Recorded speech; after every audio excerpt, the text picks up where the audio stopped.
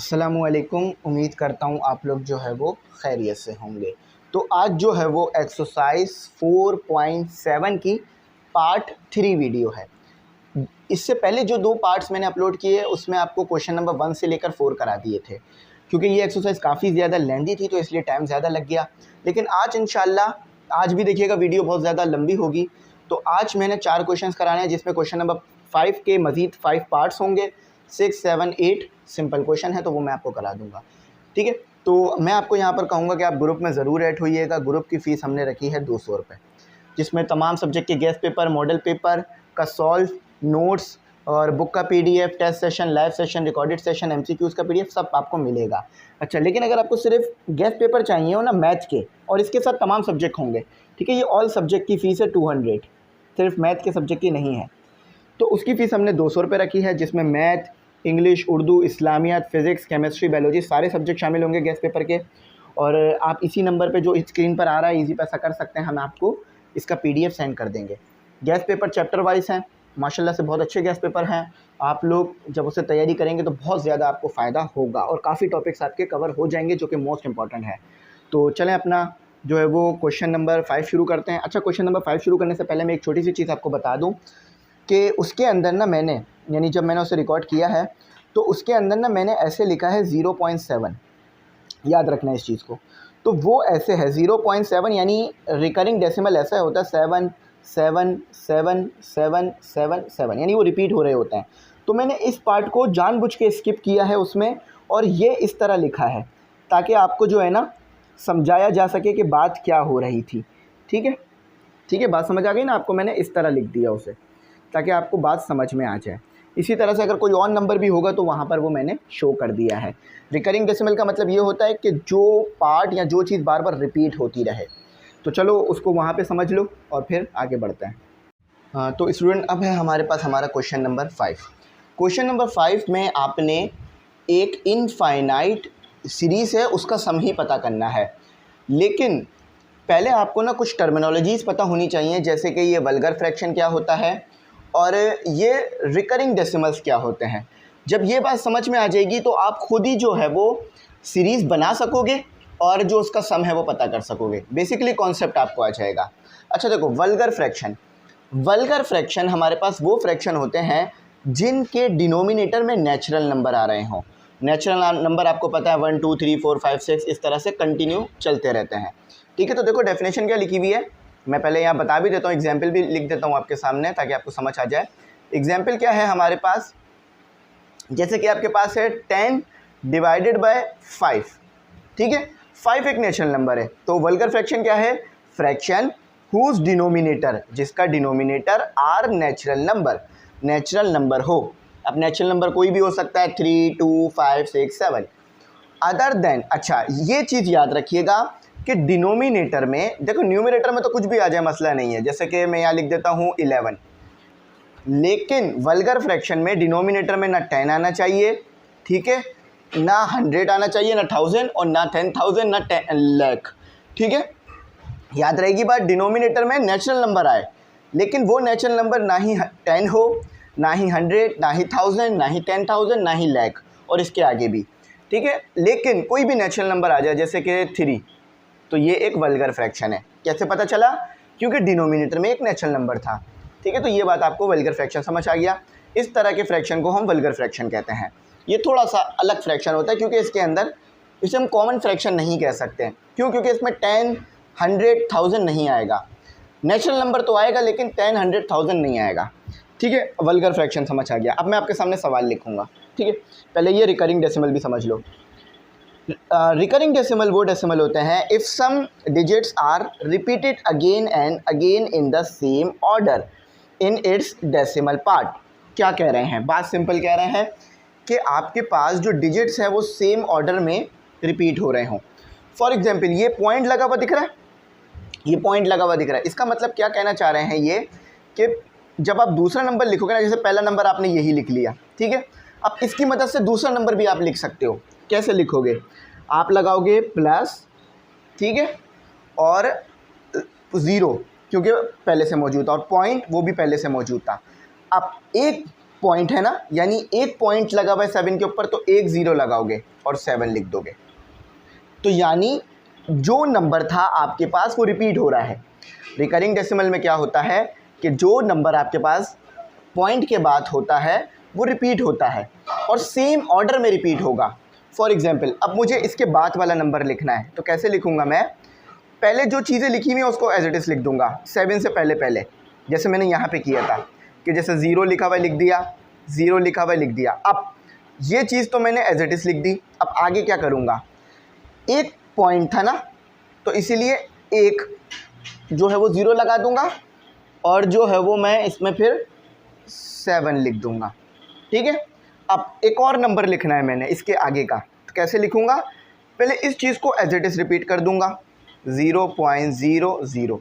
अब इसके पास आऊँगा हेल्प लेने के लिए, तो ये कह रहे हैं कि एक पॉइंट है ऊपर, तो एक 0 और 7 में मज़ीद इजाफा कर दूंगा। ठीक है, इस तरह से। तो रिकरिंग डेसिमल वो होते हैं जो कि रिपीट हो रहे हों, ठीक है, सेम ऑर्डर में। तो देखो यहाँ भी रिपीट हो रहे हैं ना कि सेम ऑर्डर है, 0 7 0 7 0 7 का इजाफा होता जा रहा है आगे आगे। तो इसी चीज़ को आप रिकरिंग डेसिमल कहते हो। अब मैं उम्मीद करता हूँ वल्गर फ्रैक्शन और रिकरिंग डेसिमल दोनों समझ आ गए होंगे। अब इसका जो है वो एक सवाल कर लेते हैं, इसका एक सवाल कर लेते हैं। ठीक है, तो एक और एग्जाम्पल अगर चाहो तो वो भी मैं दे देता हूँ ताकि आपको जो है वो बात और आसानी से समझ में आ जाए। ठीक है, रिकरिंग डेसिमल थोड़े से शायद मुश्किल करेंगे आपको, लेकिन वल्गर फ्रैक्शन तो बहुत आसान था हमारे पास। डेफिनेशन लिख लेना, याद रहेगी बात। अच्छा, अब ये एक रिकरिंग डेसिमल है आपके पास, ये आपके पास एक रिकरिंग डेसिमल है। इसको थोड़ा सा ऐसे कर दो, जो बुक में दिया हुआ है ना वही चीज़ लिख देता हूँ। ठीक है, अब इन्होंने यहाँ पर 3 डेसिमल मतलब यहाँ पर 3 पॉइंट लगाए हुए हैं। अब इसकी वजह क्या है कि क्यों 3 पॉइंट्स इन्होंने यहाँ लगाए हैं, ये आपको ये सिखाना चाह रहे हैं या ये बताना चाह रहे हैं। थोड़ा सा मैं इसे ऊपर कर दूँ। ठीक है, ठीक है, ये आपको ये बताना चाह रहे हैं कि ये एक रिकरिंग डेसिमल है। यानी अगर नेक्स्ट नंबर आप लिखना चाहते हो तो कैसे लिखोगे कि पहले आप ये चीज़ एज इट इज़ उतार दोगे, 0 पॉइंट एज इट इज़ उतार दिया। अब 3 डेसिमल है ना, देखो 3 पॉइंट्स लगे हैं, 2 के ऊपर भी पॉइंट, 5 के ऊपर भी पॉइंट, 9 के ऊपर भी पॉइंट है, तो 3 0 लिखोगे और फिर जो नंबर है 259 इसको एज इट इज़ उतार दोगे 259। ठीक है, अच्छा अब क्या करोगे अगला नंबर लिखने के लिए? ये तमाम चीज़ें एज इट इज़ उतार दोगे। जैसे यहाँ पर हमने एज इट इज़ उतारा था ना, ये भी एज इट इज़ उतार दोगे 0.000। अच्छा, अब 3 पॉइंट लगे हुए ना, तो 3 0 मज़ीद ऐड कर दूंगा और फिर 259 एज इट इज़ उतार दूंगा 259। ठीक है, बात समझ आ गई? तो ये इस तरह से आपके पास होते हैं। चलो अब आगे बढ़ते हैं। अच्छा, अब इस क्वेश्चन का पार्ट 1 उतार के उसको सॉल्व करते हैं। ठीक है, बड़ा आसान सवाल है, कोई मुश्किल नहीं है, बस ये चीज़ें समझ में आ गई होंगी तो अब आसान है आपके लिए। 0.7 और ये पॉइंट लगा दिया इसके ऊपर। बहुत जगहों पे बार लगाई जाती है, लेकिन यहाँ इन्होंने एक पॉइंट दिया हुआ है। पॉइंट और बार दोनों एक ही चीज़ को बताता है, कोई टेंशन वाली बात नहीं है। कहते हैं कि आपके पास है 0.7, कहते हैं find the vulgar fraction. Vulgar fraction पता करो, यानी जो भी वैल्यू आएगी आपके पास सम लेकर, इनफाइनाइट सीरीज़ का सम लेकर जो वैल्यू आएगी वो एक वल्गर फ्रैक्शन होगी। यानी वो किसी भी नेचुरल नंबर से डिवाइड हो रहा होगा रदर देन 10, 100 और 1000। और जो आपको नंबर दिए हुए वो रिकरिंग डेसिमल्स हैं। ये आपको रिकरिंग डेसिमल्स का तो पता है, मैंने बता दिया रिकरिंग डेसिमल्स क्या होते हैं। ठीक है, तो ज़रा अब सम पता करना है ना हमें सीरीज़ का, तो हमें इसे थोड़ा एक्सपेंड करना होगा, इस सीरीज़ को बड़ा करना होगा। अब रिकरिंग डेसिमल है तो हमें पता है हम क्या कर सकते हैं कि हम इसे आगे खोल सकते हैं। यानी 0.7 एज इट इज़ उतार दिया, ये चीज़ आगे एज इट इज़ उतार दी 0 पॉइंट। एक पॉइंट है तो एक 0 आ गया और 7 आ गया। अब ये चीज़ एज इट इज़ उतर जाएगी 0.0। ठीक है, ये चीज़ एज इट इज़ उतर गई और एक पॉइंट है तो एक 0 का इजाफा होकर 7। इसी तरह से आप इसे चला सकते हो। ठीक है, चलाते रह सकते हो कि ये चीज़ दोबारा उतार दो, 0 पॉइंट कर इजाफा कर दो। ठीक है, अच्छा अब मैं ज़रा सम का फार्मूला लगा लेता हूँ। मेरे पास इनफाइनाइट सम का फार्मूला क्या है जी? मैं सम इनफाइनाइट सीरीज सम फार्मूला, या सम formula of infinite series in GP, some formula of infinite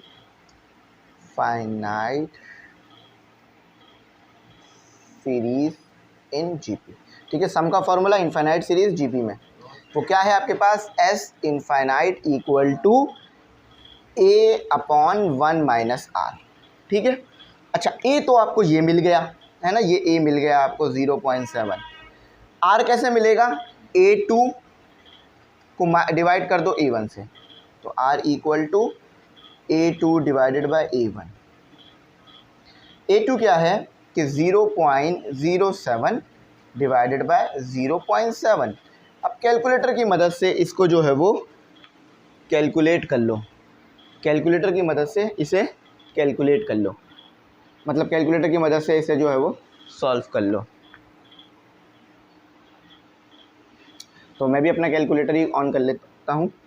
ठीक है, तो ये मैंने डाला 0.07 डिवाइडेड बाय, कैलकुलेटर अलाउ है पेपर में, तो 0.1 आ रहा है, और 0.1 ही आना चाहिए था वैसे तो 0.1 आपके पास इसका आर आ गया। ठीक है, अच्छा अब मैं मज़ीद आगे क्या काम करूँगा, अब मैं इसको फॉर्मूले में पुट कर दूँगा। तो एस इनफाइनाइट ए क्या है 0.7 डिवाइडेड बाय 1 माइनस 0.1। अच्छा एस इनफाइनाइट 0.1 माइनस कर दो तो 0.9 आ जाएगा, 1 माइनस 0.1 0.9, तो 0.7 डिवाइडेड बाय 0.9, तो एस इनफाइनाइट। ठीक है, अब 0.7 डिवाइडेड बाय 0.9, तो आपके पास वैल्यू आ रही है 7 डिवाइडेड बाय 9। देखो ये देख लो। ठीक है, ये वाला 0 इस 0 को कैंसिल कर देगा, तो आपके पास आ जाएगा, क्या आ जाएगा 7/9। तो ये आपके पास एक वल्गर फ्रैक्शन है या नहीं है, क्यों, क्योंकि देखो डिनोमिनेटर में क्या आ रहा है, डिनोमिनेटर में हमारे पास नेचुरल नंबर आ रहा है, तो ये एक वल्गर फ्रैक्शन हुआ। अब हम इसे चेक करते हैं बुक से कि हमने सही काम किया या गलत, क्योंकि हमारा काम सही है या गलत ये हमें हमारी बुक ही बताएगी, और कोई चीज़ नहीं है जो हम इससे हेल्प ले रहे हो तो जो हमें बताए। तो बुक को देख लो, बुक में अगर ये सही आ रहा है तो आपका काम सही है। ठीक है, तो बिल्कुल बुक में भी वही चीज़ सेम आ रही है। क्वेश्चन नंबर 5 का पार्ट 1 आ रहा है आपके पास 7/9। ठीक है, तो यानी हमने बिल्कुल ठीक काम किया है। अब इसी तरह से हम इसका क्वेश्चन नंबर 2 भी कर सकते हैं। अच्छा क्वेश्चन नंबर 2 में आपको 1 दिया हुआ है, तो 1 को आप अलग कर लोगे, ज़रा मैं सिखाता हूँ कैसे करना है। ठीक है, तो समझ गए ना वल्गर फ्रैक्शन कहाँ इस्तेमाल हुआ, रिकरिंग डेसिमल ने क्या मदद की आगे काम करने के लिए। तो मैंने बड़ा कॉन्सेप्ट देकर आगे लेके चला हूँ। उम्मीद करता हूँ कि किसी भी बच्चे को प्रॉब्लम नहीं हुई होगी। अगर वो डायरेक्ट क्वेश्चन देख रहा है तो वो से ना शुरू का पार्ट देख लेना चाहिए। ठीक है, शुरू का हिस्सा इसी वीडियो का। अच्छा अब देखो ये आपके पास एक रिकरिंग डेसिमल है, लेकिन इसमें ये 1 आके बड़ा मसला कर रहा है, क्योंकि 1 अगर मैंने लिख दिया तो 1.74, अगर इसी चीज़ को मैं दोबारा लिखूँगा 1.74, दो पे पॉइंट है ना, तो 0.074, तो ये तो 2 हो जाएगा। मतलब ऐसा कैसे हो सकता है कि आपका जो सम है वो ज़्यादा आ रहा है जो नंबर गिवन है उससे, ऐसा नहीं हो सकता। तो ये 1 को अलग करना पड़ेगा मुझे। अब 1 को मैं कैसे अलग करूँगा, सिंपल अलग हो जाएगा। 1 हमारे पास 1 ऐसे लिख दिया, ठीक है 0.474। अब इसको दोबारा ऐड करोगे वही चीज़ बनेगी जो ऊपर गिवन है। अच्छा अब इसको देखो, ये चीज़ आपने एज इट इज़ लिख दी, प्लस लगा के 0 पॉइंट, ऊपर 2 पॉइंट्स हैं तो 0 0 और 74। ठीक है, अब आगे भी एक और नंबर लिखना चाह रहा हूँ मैं ताकि आपको समझ में आ जाए। इसको मैं एज इट इज़ लिख दूंगा। देखो 74 से पहले जो नंबर है उसको एज इट इज़ लिखा जाएगा, तो 0.00। अब आगे और क्या आएगा, 2 0 और आएंगे, क्यों, क्योंकि 2 पॉइंट्स लगे हुए हैं, 0 0 74। अब और मज़ीद लिखने की ज़रूरत नहीं है, इतना ऐसे लिख देते हैं। 1 सीरीज़ में नहीं गिना जाएगा, याद रखना। मतलब जब आप जीपी का फॉर्मूला लगाओगे तो यहाँ से लेकर यहाँ तक लगाओगे, 1 पर नहीं लगाओगे, याद रखना। 1 को आप डायरेक्ट ऐड करा दोगे जीपी का फॉर्मूला लगाने के बाद। तो यहाँ पे लिख लो सम फार्मूला जीपी का, इनफाइनाइट सीरीज़ का फॉर्मूला क्या है आपके पास। बार बार वर्डिंग लिखने में मुझे लगता है, चलो लिख लेते हैं। Sum formula of infinite series in sum formula of infinite series in GP. ठीक है।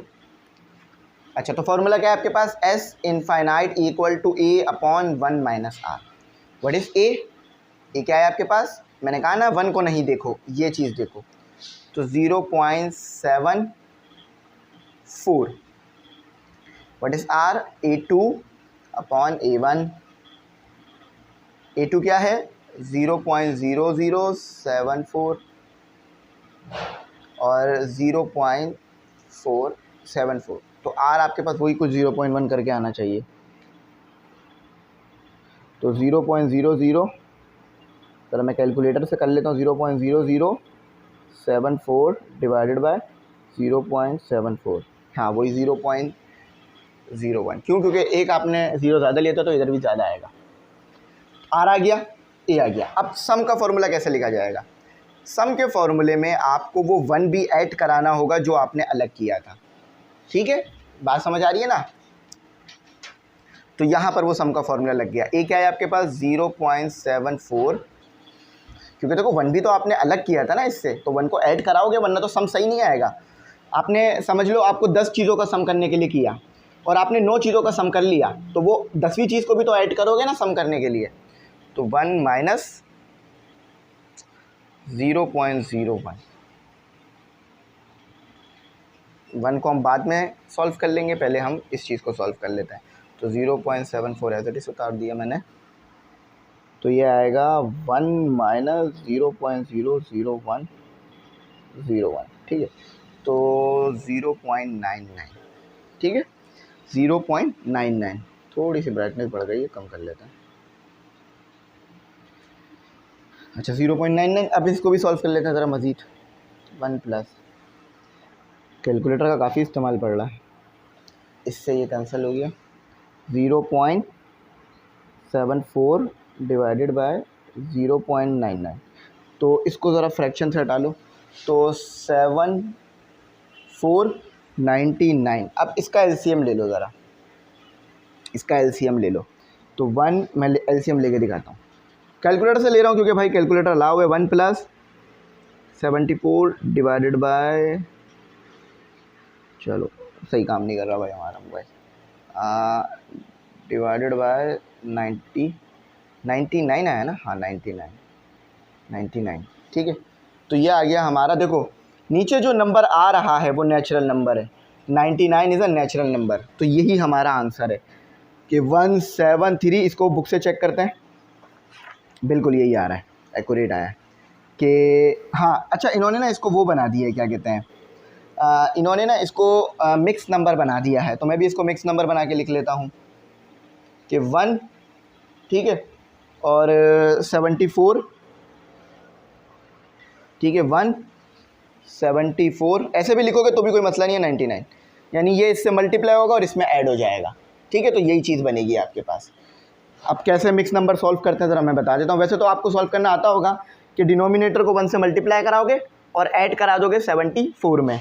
तो ज़रा मैं इसको कैलकुलेटर से करके दिखाता हूँ। कैलकुलेटर से इसलिए करके दिखाता हूँ ताकि ना जल्दी जल्दी वेरिफिकेशन हो जाए, आपको दिमाग में वो ना रहे कि सर ये हमने सही किया या गलत। ये 1 आ गया, ये 74 आ गया, और डिवाइड कर दो 99 से, तो देखा जो आंसर हम लाए थे वही आ रहा है ना। ये देख लो, करीब ले आता हूँ, थोड़ा धुंधला है लेकिन नज़र आ रहा होगा। देखो यही चीज़ आई है हमारे पास भी। तो मैं हर तरह से क्वेश्चन वेरीफाई करा रहा हूँ, हर तरह से आपको चीज़ें सॉल्व करा रहा हूँ, ताकि कभी भी आपके दिमाग में कोई सवाल आए तो आपको पता हो कि हाँ सर ने खुद ही इसका जवाब दे दिया था और ख़ुद ही मुझे समझा दिया था कि क्या आएगा क्या नहीं आएगा, तो टेंशन लेने की कोई ज़रूरत नहीं है। ठीक है, अगर मिक्स नंबर बनाना हो तो सिंपल ये है कि डेसिमल, ये प्लस हटा दो यहाँ से, इसको 1 को यहाँ लिख दो जाके। ठीक है, डायरेक्ट अगर यहाँ पे बनाना हो, मैंने तमाम चीज़ें बताई हैं, मैं हर चीज़ बता रहा हूँ आपको खोल खोल के, बिल्कुल वो पॉइंट्स भी बता रहा हूँ जो कि बिल्कुल 9th 10th में आपने मेरे साथ बहुत बार पढ़े होंगे। उसकी वजह ये है कि भाई मैं भी भूल जाता हूँ अक्सर पढ़ा कर चीज़ें, तो रिवीजन करता हूँ तो फ़ौरन आ जाती हैं, तो इसलिए रिवीजन करा रहा हूँ मैं आपका। बेसिकली 9th 10th की चीज़ें सब आएंगी इधर। ठीक है, 9th 10th ही है ये, लेकिन थोड़ा सा ज़्यादा हाई है। अच्छा अब देखो यहाँ 0.259 पॉइंट। बात समझ में आ गई होगी, खुद रिकरिंग डेसिमल है ये कि कैसे लिखना है। पहले तो इसी नंबर को 0.259, ये मैंने अभी शुरू में करवाया भी था, है ना। तो इसको क्या करना है, हाँ 3 0 का इजाफा करना है। क्यों? क्योंकि 3 पॉइंट्स हैं, यानी ये चीज़ एज इट इज उतर गई और 3 0 का इजाफा हो गया, और 259 प्लस ये चीज़ एज इट इज उतर गई 0.000 एज इट इज उतर गया।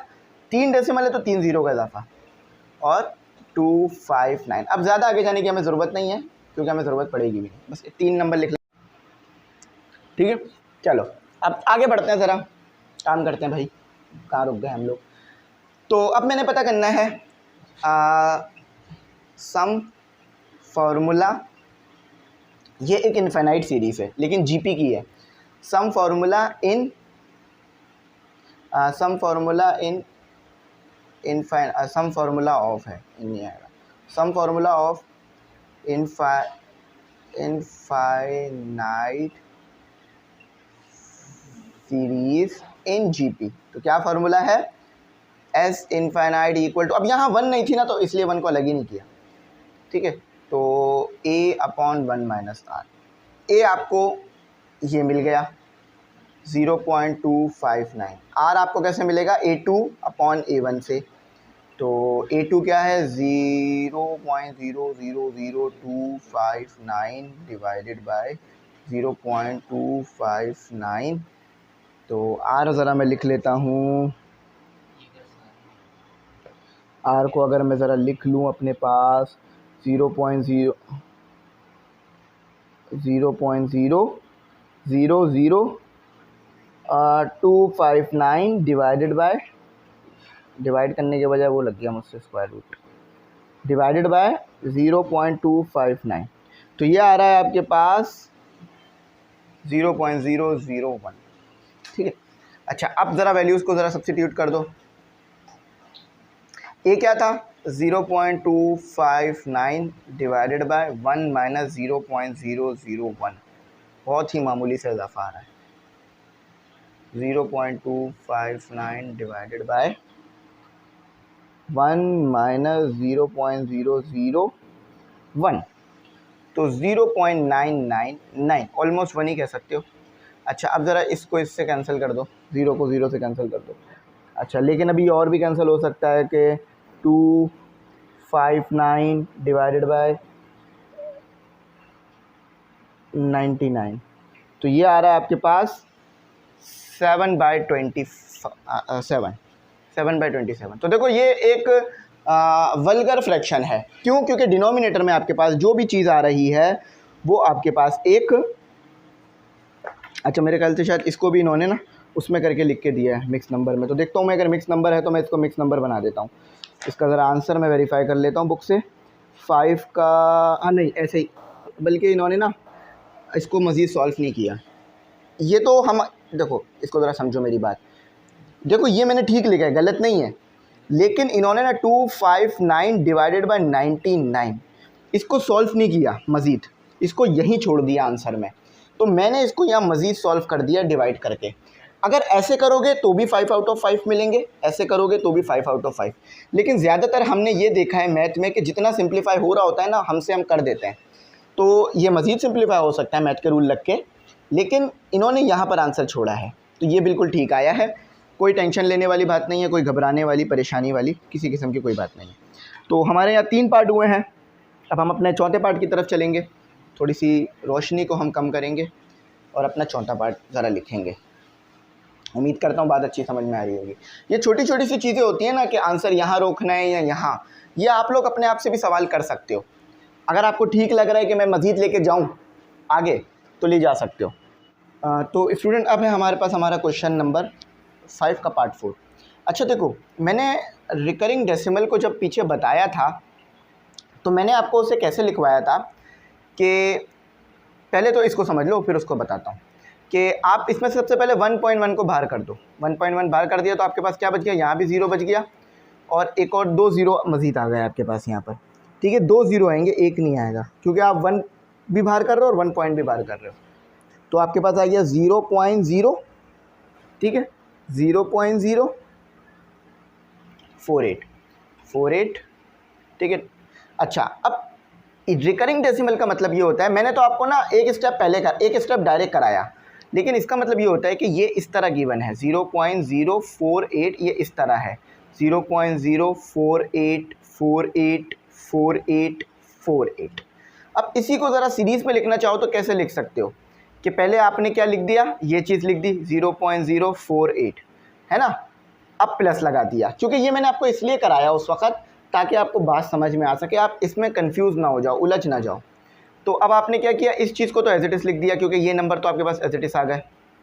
यानी देखो यहाँ तक आपने लिख लिया था, तो ये नंबर आपको 0 में रखने होंगे ताकि फिर जब उसको ऐड करोगे तो 4848 बने।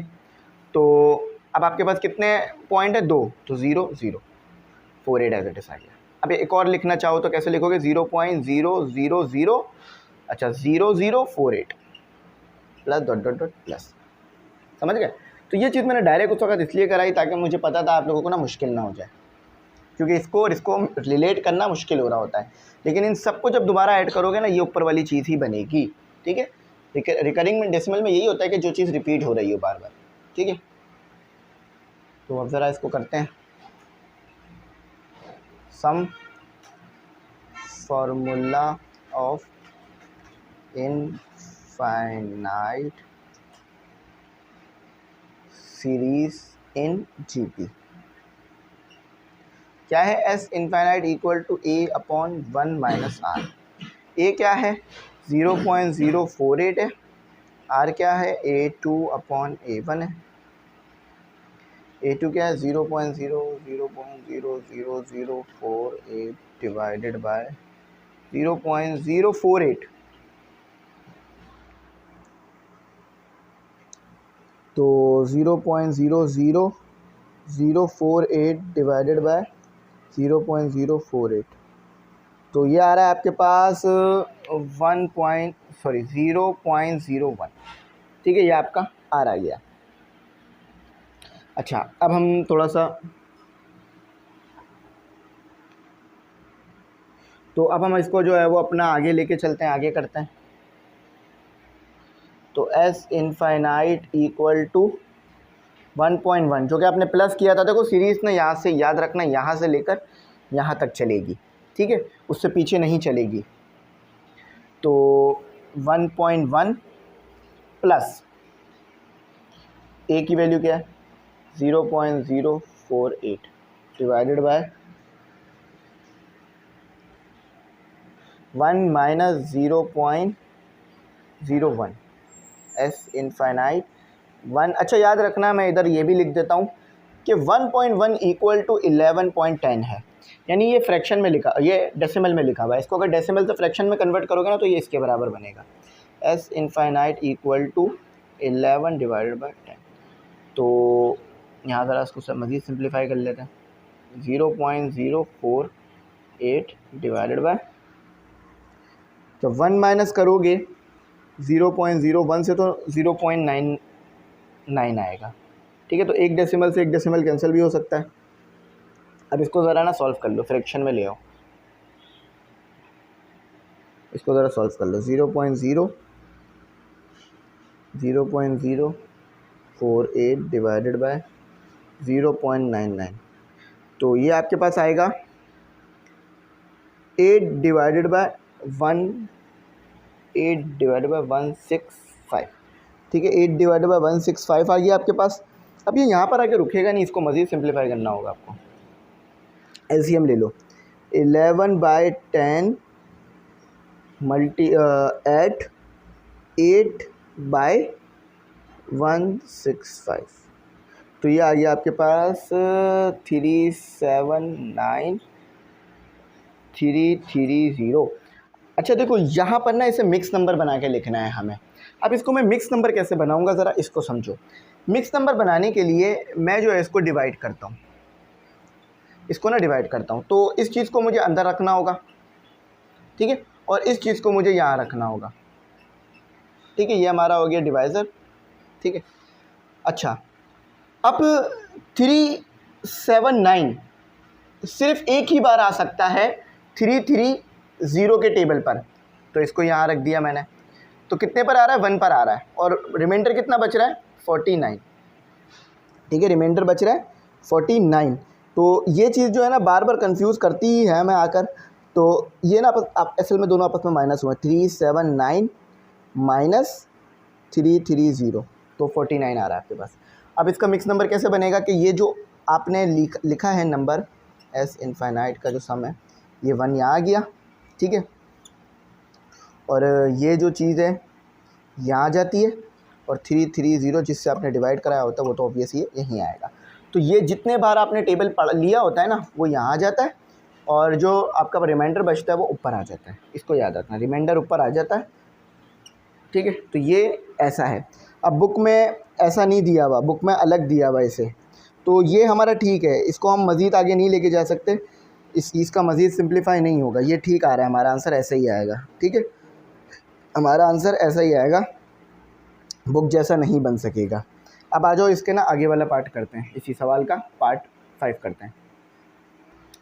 अच्छा, अब देखो, अब हमने करना है अपना पार्ट 5, तो इसको भी बिल्कुल वैसे ही करना है। 2 को बाहर कर लेते हैं पहले, तो ये हमारे पास क्या बन जाएगा 0.23, है ना, यही चीज़ हमारे पास आ जाएगा 0.23। अच्छा देखो, ये इसके ऊपर डॉट है, यानी ये रिकरिंग डेसिमल है, यानी 23 23 23 23 रिपीट हो रहा होगा। लेकिन आप इससे तो सम नहीं पता कर सकते इस तरह से, तो आपको इसको और खोल के लिखना होगा। अच्छा, ये जो मैं ब्रैकेट में कर रहा हूँ सिर्फ इस पे जीपी का सम का फॉर्मूला लगेगा, तो 0.23, ठीक है, 0 पॉइंट ऐसे टिक उतार दो, 2 पॉइंट है तो 0023। अच्छा, 0.00, 2 पॉइंट है तो 0.0023, बस इतना बहुत है। लेकिन ये सीरीज़ यहाँ रुकेगी नहीं, आगे चलती रहेगी, क्योंकि ये आते रहेंगे, नंबर आते ही रहना है, उसने रुकना नहीं है। अच्छा, अब ज़रा सम का फॉर्मूला लगाओ, सम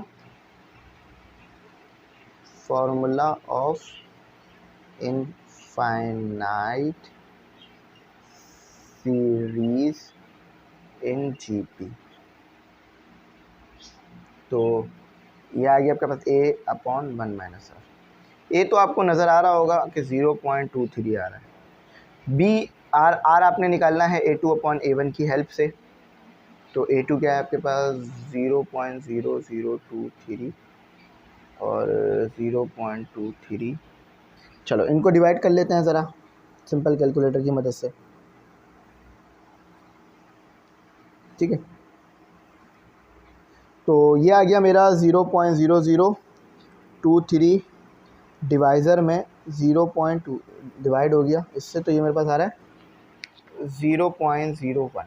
अब ज़रा मैं इन सब वैल्यूज़ को पुट कर देता हूँ, इन सब वैल्यूज़ को पुट कर देता हूँ एस इनफाइनाइट में। तो 2 तो मेरे पास आएगा ही क्योंकि उसमें मौजूद है।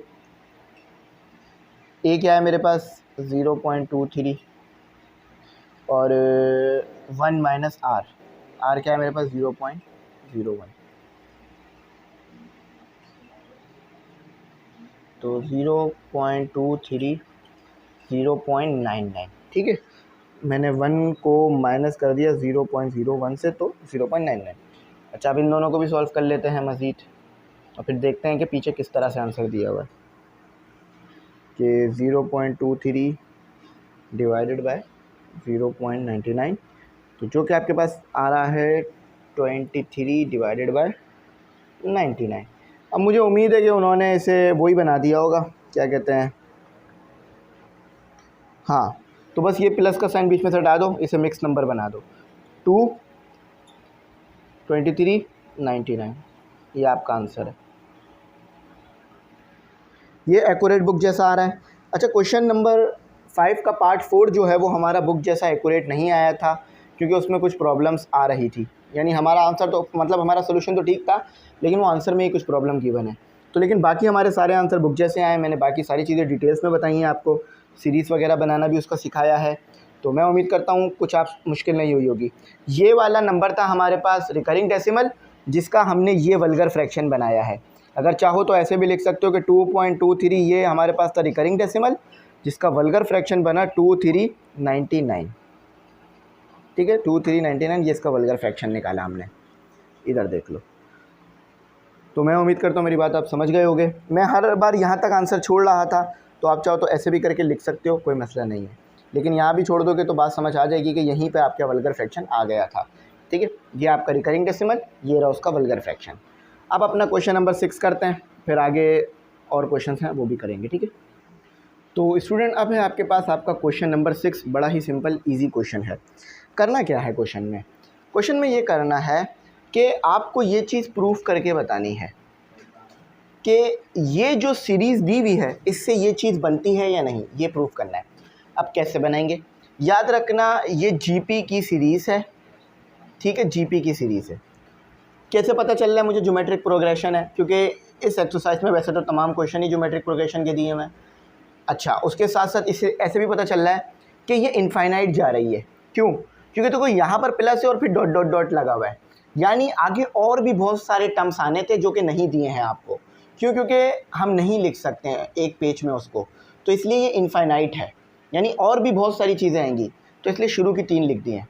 समझ में आई ना बात, कि यहाँ पर प्लस डॉट डॉट डॉट लगा के इनफाइनाइट लिख दिया उन्होंने, मतलब इनफाइनाइट लिखा नहीं लेकिन आगे जा रहा है।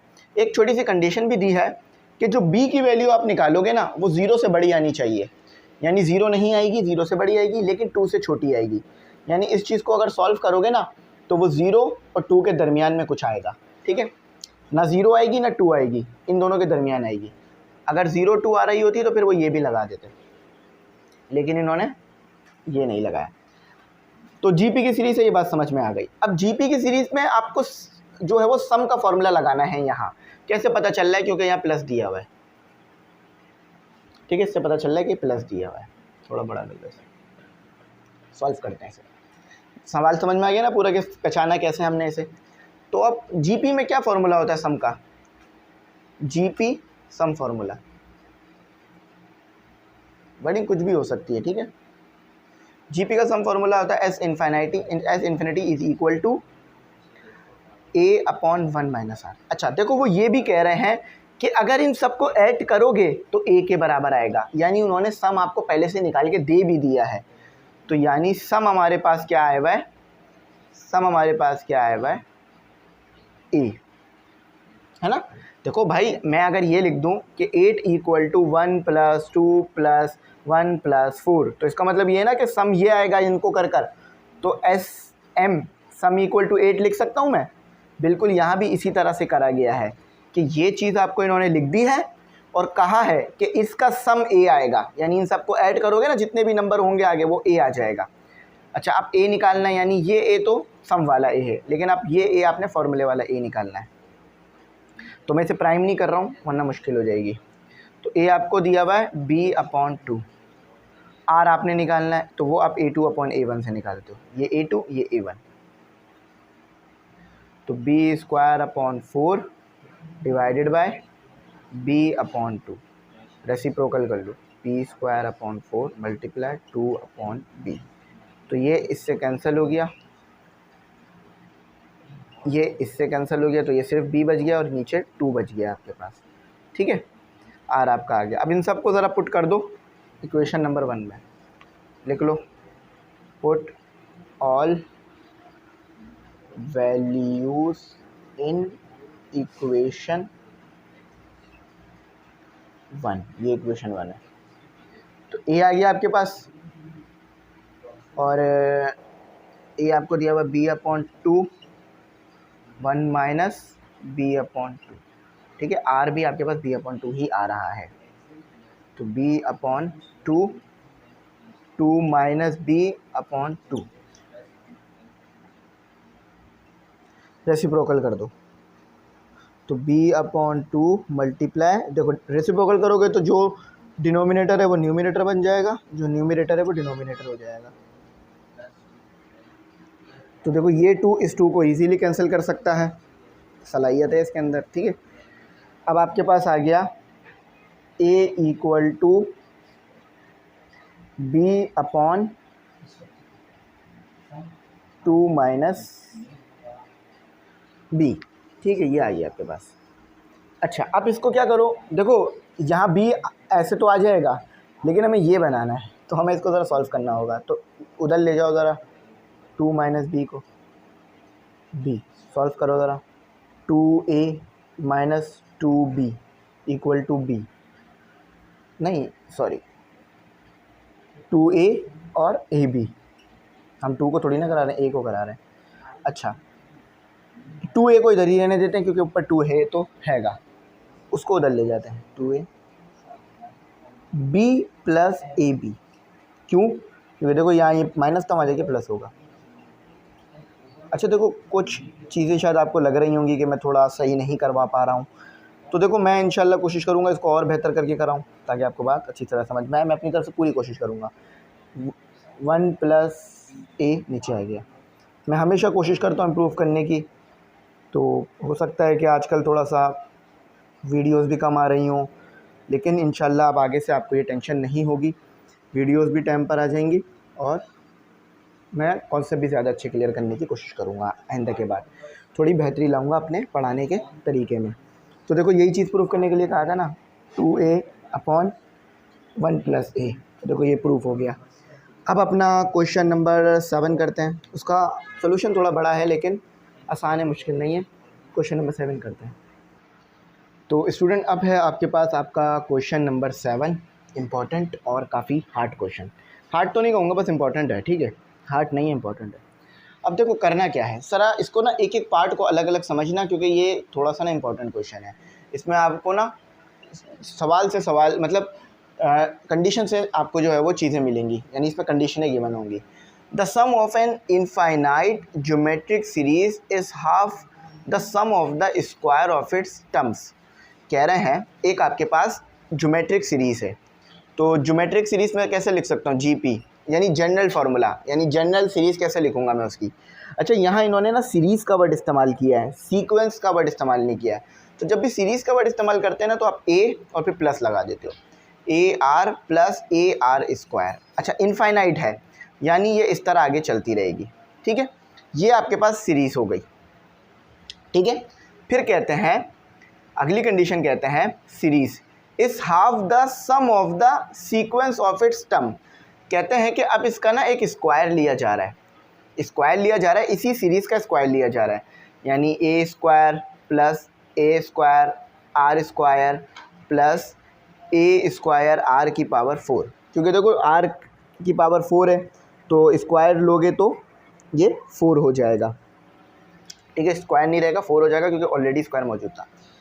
तो कहते ये हैं कि ये जो आपके पास सीरीज़ है ना, यानी ये जो सम है आपका सम ऑफ ज्योमेट्रिक सीरीज़ या ज्योमेट्रिक प्रोग्रेशन सीरीज़,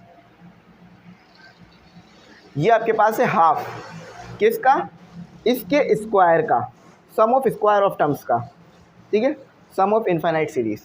याद रखना ये सीरीज़ इनफाइनाइट है, सम ऑफ यहाँ पे लिख लो, सम ऑफ इनफाइनाइट सीरीज़, वरना आप लोगों को ना मुश्किल होगी। सम ऑफ इनफाइनाइट, इनफाइनाइट की स्पेलिंग गलत है, इनफाइनाइट सीरीज़, सीरीज़ SERIES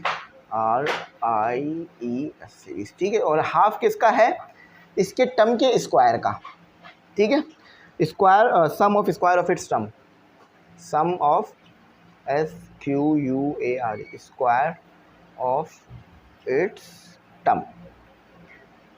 यानी बात समझ आ रही है ना, आपके पास सम है इस सीरीज़ का, ये लिख लिया, और वो बराबर होगा half sum of square of terms के, यानी इसके स्क्वायर के टर्म्स के, ठीक है। अच्छा अब आपने क्या निकालना है, इस सीरीज़ की मदद से, ठीक है, ये जो सीरीज़ आपको दी हुई है इसकी मदद से आपने जो है वो ए की वैल्यू निकालनी है इस सीरीज़ की मदद से। तो देखो अब आगे क्या लिखा हुआ है, यहाँ तक तो आपको बात समझ में आ गई है ना, कि पहले मैंने समझा दिया कि आपके पास एक सम है इनफाइनाइट सीरीज़ का जो कि बराबर है स्क्वायर ऑफ टर्म्स के, यानी सीरीज़ के अंदर जो टर्म्स मौजूद हैं उनके स्क्वायर के हाफ के बराबर है। अब कहते हैं the sum of its first 2 term, यानी शुरुआत की जो 2 टर्म्स हैं, आगे कहते हैं शुरुआत की जो 2 टर्म्स हैं वो बराबर हैं आपके पास इसके। तो ए शुरुआत में आपके पास क्या है, ए प्लस, मैं यहाँ लिख देता हूँ सेकंड कंडीशन, सेकंड कंडीशन। तो आपके पास क्या लिखा हुआ है, इन्होंने ए यानी शुरुआत के जो दो टर्म्स हैं, शुरुआत की जो दो टर्म्स हैं वो बराबर है इसके, a plus A R equal to 4, ये मिक्स नंबर है। अच्छा, अब इस मिक्स नंबर को ख़त्म करो, a को कॉमन निकाल लो, 1 प्लस आर कर लो, ये हो जाएगा आपके पास 8 और उसके साथ प्लस हो जाएगा 1 और डिवाइडेड बाय 2। तो ये आपके पास क्या आ गया, थोड़ा इधर ही करके लिख देते हैं ताकि जगह सेफ हो जाए, a 1 प्लस आर, ये हो गया आपके पास 9/2। ए के लिए सेट करा दो, ज़्यादा बेहतर हो जाएगा, जगह बहुत ही ज़्यादा इसमें कम है। एक काम करते हैं ना, पहले ये वाली जगह यूज़ कर लेते हैं, फिर यहाँ लिख लूँगा, ठीक है। तो a equal to 9/2 1 plus r, ये 1 प्लस आर को मैं इसके नीचे ले आया। अच्छा, अब मुझे r नहीं पता, r मैं इसकी मदद से निकाल लूँगा, है ना। r के लिए क्या फॉर्मूला लगाता हूँ मैं, a2/a1, a2 क्या है ar और a1 a, तो r जो है वो आपके पास सिंपल r ही आया है, ठीक है। तो बात आपको बहुत सिंपल समझ में आ गई होगी, कोई मुश्किल नहीं हुई होगी। अच्छा, अब इस कंडीशन में फॉर्मूला पुट करते हैं। सम ऑफ इनफाइनाइट सीरीज़ क्या होता है, क्या फॉर्मूला पढ़ा था आपने, यहाँ लिख लो कि a/1 प्लस नहीं 1 माइनस आर, है ना, यही पढ़ा था ना। अब इनको इधर पुट कर दो, तो पुट, यहाँ इसको इक्वेशन 1 लिख लो, ये इक्वेशन 1, पुट इन इक्वेशन, इस फॉर्मूले को पुट कर रहा हूँ इक्वेशन 1 में और वैल्यूज़ को भी इक्वेशन 1 में पुट करूँगा। तो ये हो गया मेरे पास a/1 माइनस आर, है ना, और ये हाफ आपको ऑलरेडी गिवन था, वो मैंने लिख दिया। अच्छा, यहाँ भी वही फॉर्मूला आ जाएगा a/1 माइनस आर, लेकिन इन्होंने कहा स्क्वायर लेना, तो स्क्वायर ले लिया। समझ आई बात, कि देखो यहाँ पर तो सिर्फ सम का फॉर्मूला बोला था, लेकिन उन्होंने साथ ही साथ कह दिया था कि वो बराबर है हाफ ऑफ सम के स्क्वायर के फॉर्मूले के, यानी उनके टर्म के स्क्वायर के। तो देखो फिर मैंने यहाँ पे स्क्वायर लगा दिए। अब इसको सिंप्लीफाई कर लो, ठीक है। अभी a पुट नहीं करना डायरेक्ट, पहले सिंप्लीफाई कर लो, a/1 minus r equal to, अच्छा याद रखना यहाँ से हमने r निकालना है। अच्छा देखो यहाँ पर एक फॉर्मूला लग रहा है, a square minus B square किसके बराबर होता है, बिल्कुल सही, a square upon 1 minus r और 1 प्लस आर, है ना। बात समझ आई ना। देखो भाई यहाँ फॉर्मूला लग रहा था कि देखो 1 पे भी स्क्वायर ही है, अगर 1 पे कुछ नहीं है तो 1 पे स्क्वायर भी है, क्यूब भी है और फोर्थ भी है, तो इसको बाहर ले आओ, 1/r को बाहर ले आओ, a square upon 2 1 plus r, तो ये इससे कैंसिल हो गया, ठीक है। तो यहाँ बच गया आपके पास a इक्वल टू a का स्क्वायर अपॉन 2 1 प्लस आर।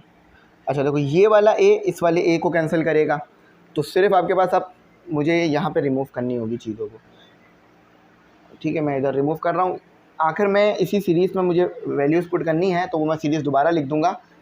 एक काम करता हूँ, यहाँ से रिमूव कर देता हूँ, यहाँ से रिमूव कर देता हूँ।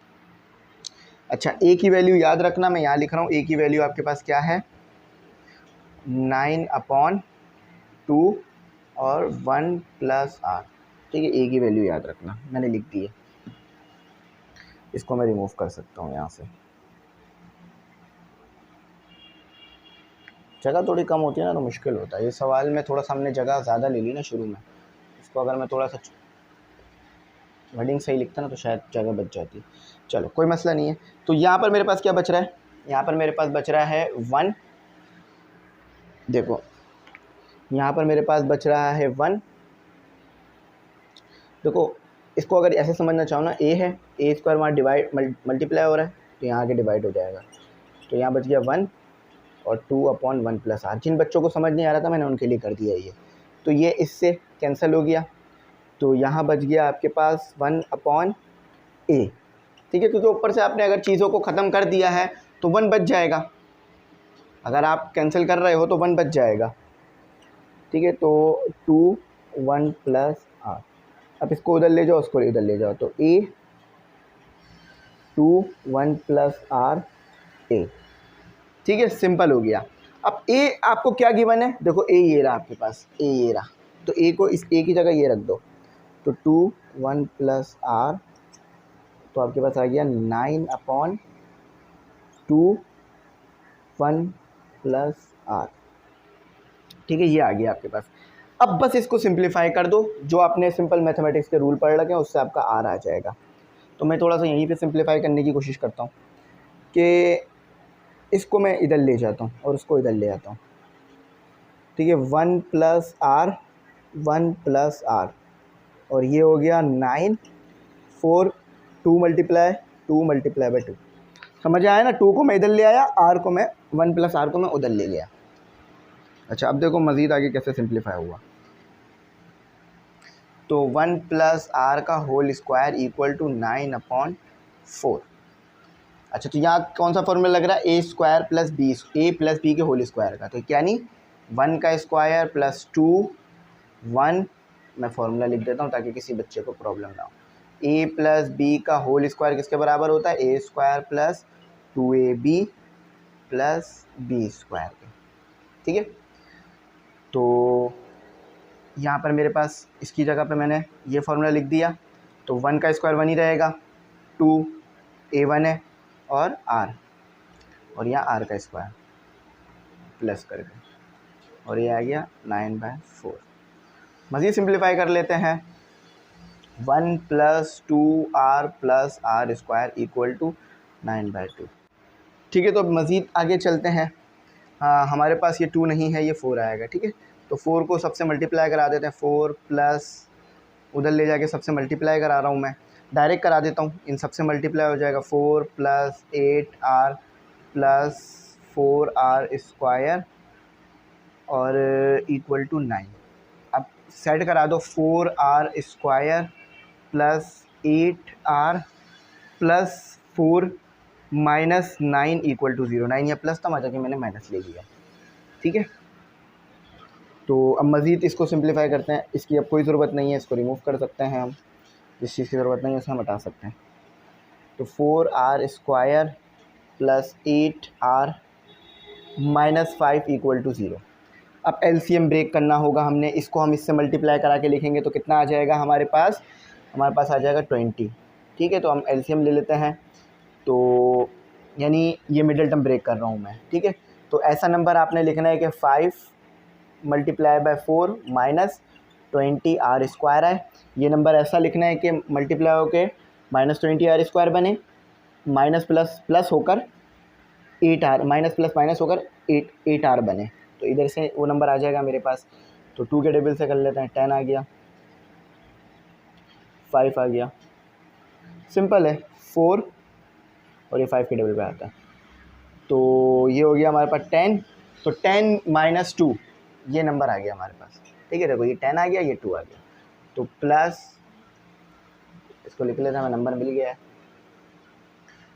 प्लस 10r, क्योंकि प्लस है तो इसलिए 10 के साथ प्लस लगा रहा हूँ, और 2r, दोनों को मल्टीप्लाई कराओगे कितना आ जाएगा, माइनस 20r स्क्वायर, और प्लस माइनस प्लस होकर प्लस माइनस माइनस होकर 8r आ जाएगा प्लस का, वो भी कॉमन निकल सकता है हमारे पास यहाँ 4, और विथ r कॉमन नहीं, 4 कॉमन नहीं निकलेगा, यहाँ हमारे पास 2 कॉमन निकल सकता है, 2 कॉमन निकल गया मेरे पास, तो ये आ गया मेरे पास कि r भी कॉमन निकलेगा, r, तो इंक अभी हो रही है इसकी ख़त्म, इनका कुछ करते हैं, तो ये आ गया मेरे पास कितना 2r प्लस 5r, सॉरी 5 सिर्फ, यह माइनस कॉमन निकल गया और 1 भी कॉमन निकल गया, -1 कॉमन निकल गया, तो ये हो गया मेरे पास 2r प्लस 5 इक्वल टू 0। देखो ये भी 2r प्लस 5, ये भी 2r प्लस 5, तो ये 2r प्लस 5 एक टाइम आ गया और 2r माइनस 1 एक टाइम आ गया इक्वल टू 0।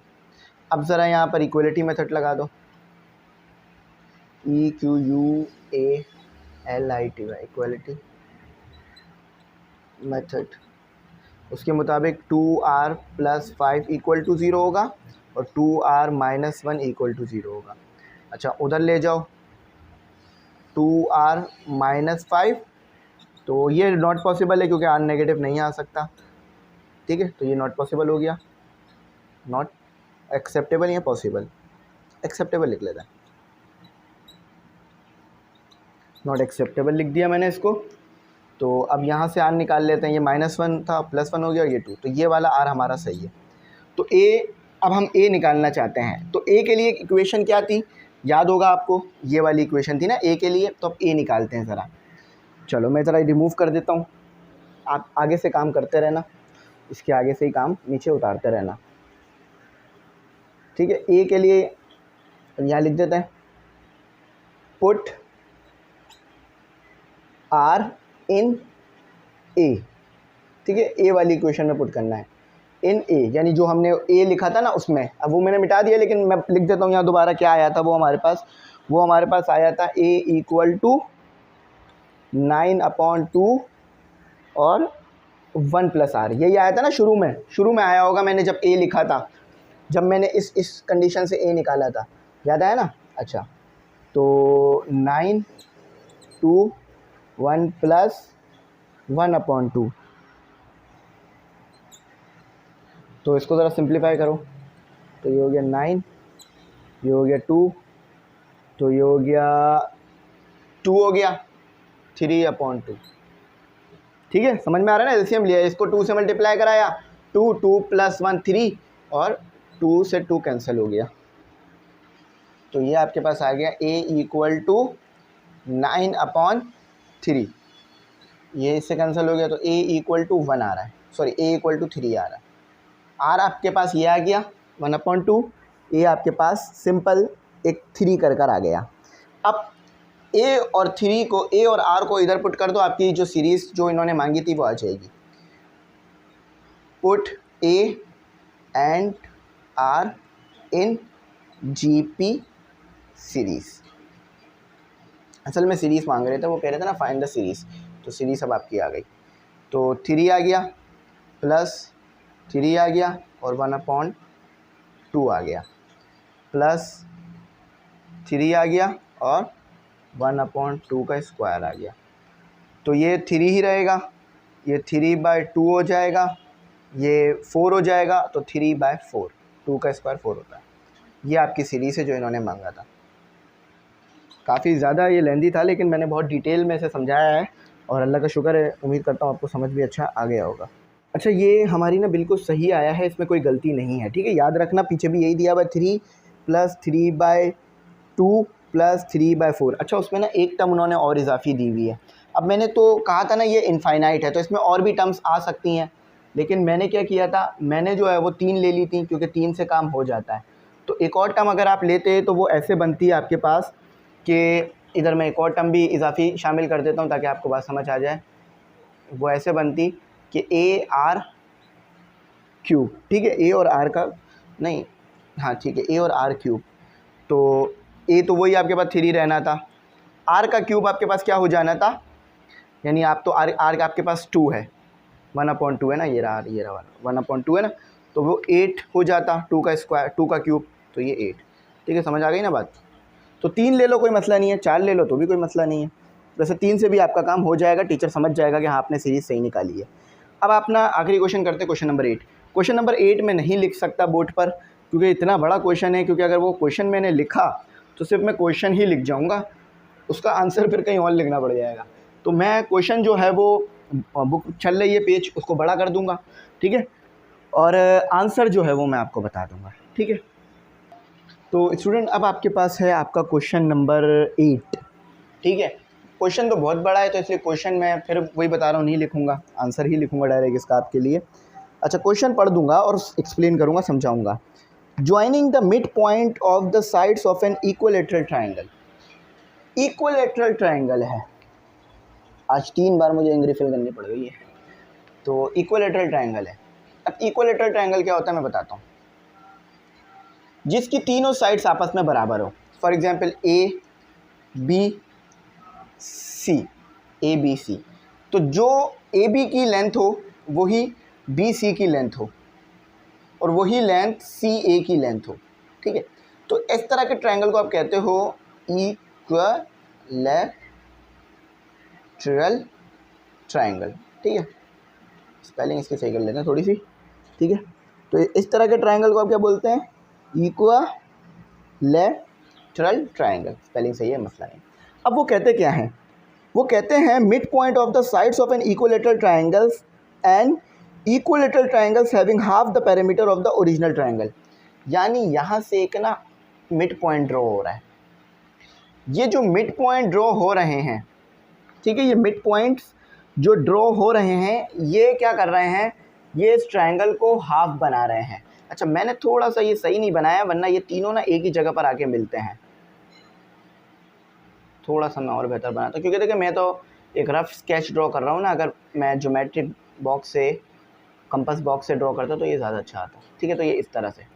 तो ये जो आपके पास ट्राइंगल था, इक्विलैटरल ट्राइंगल, उसमें मिड पॉइंट्स थे। मिड पॉइंट क्या होता है मैं एक बता देता हूँ। जैसे कि आपके पास ए से लेकर बी तक एक मिड पॉइंट है, तो यानी मिड पॉइंट ये करेगा कि ए और बी को बीच में से तोड़ देगा। अगर पूरी लाइन 10 सेंटीमीटर की थी तो मिड पॉइंट आधी लाइन 5 सेंटीमीटर की इधर छोड़ देगा, आधी 5 सेंटीमीटर की इधर छोड़ देगा, यानी दरमियान में से चीज़ें काट देगा। तो जब आप ये मिड पॉइंट्स ड्रॉ कर रहे हैं तो ये जो आपके इक्विलैटरल ट्राइंगल हैं, ये इक्विलैटरल ट्राइंगल आपके पास मज़ीद ट्राइंगल्स में टूट रहे हैं और इसमें पैरामीटर बन रहा है। अब पैरामीटर क्या होता है ये समझ लो। पैरामीटर होता है ट्राइंगल की बाउंड्री। ठीक है, ट्राइंगल की बाउंड्री कितना एरिया ले रही है वो ट्राइंगल की जो बाउंड्री है उसकी लेंथ क्या है, ये पैरामीटर होता है। फॉर एग्जांपल ए से लेके बी तक की लेंथ, बी से लेके सी तक की लेंथ। ठीक है, इन सबको ऐड करोगे तो पैरामीटर आएगा आपके पास। एक पैरामीटर और ट्राइंगल का अलग फार्मूला होता है।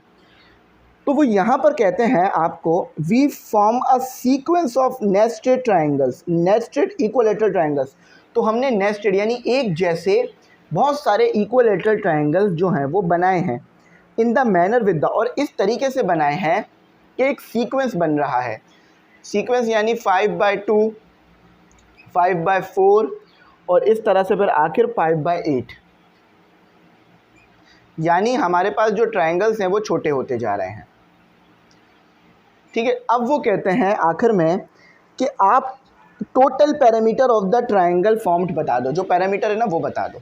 तो देखो, अगर आप इनफाइनाइट सीरीज़ का सम निकाल लोगे ना, ये जीपी की सीरीज़ है याद रखना, अगर आप इसमें सम निकाल लोगे ना इनफाइनाइट सीरीज़ का, तो वो टोटल पैरामीटर ऑफ ट्राइंगल ही आएगा, यानी a/1 - r। ठीक है, समझ आई ना बात? कि आपके पास ट्राइंगल थे, आप उसे तोड़े जा रहे हो, मिड पॉइंट बनाए जा रहे हो, तो मज़ीद ट्राइंगल ड्रॉ होते जा रहे हैं। ठीक है, तो अब आप यहाँ पर देखो ए क्या है। ए तो सिंपल आपको गिवन है 5/2। आर आप कैसे निकाल सकते हो? 5/4 डिवाइडेड बाय, फॉर्मूला लिख लो पहले, a2/a1 की मदद से। यहाँ नहीं निकलेगा, इसको रिमूव कर देगा।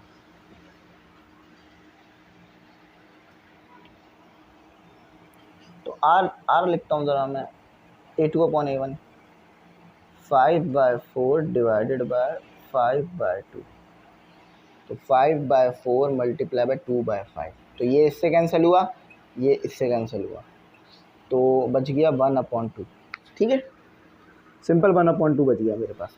अब इसको पुट करते हैं, तो P लिख लो ज़रा, तो पैरामीटर का है ना, बल्कि इनफाइनाइट सीरीज़ का सम ही लिखो, वो ज़्यादा अच्छा समझ में आता।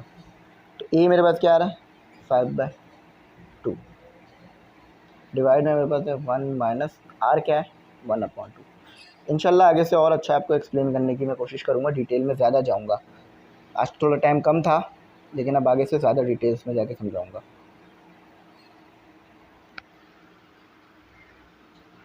ठीक है, तो ज़रा इसका एलसीएम कर लेते हैं। 2 को मैंने मल्टीप्लाई कर दिया 1 से, और डिनोमिनेटर में 2 को 1 टाइम लिख लिया।